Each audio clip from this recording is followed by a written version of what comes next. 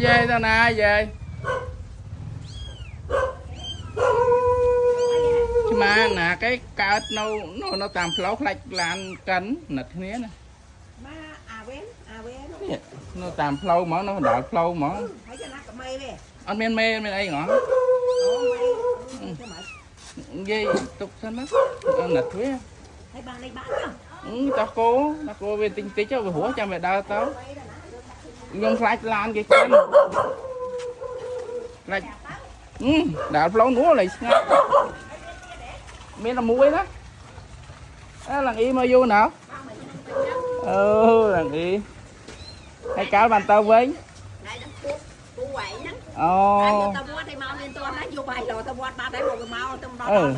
hay mà ngay bàn tao với ế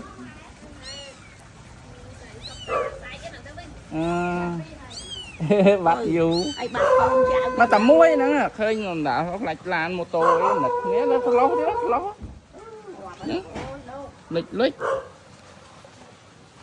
chim tôm méo méo méo méo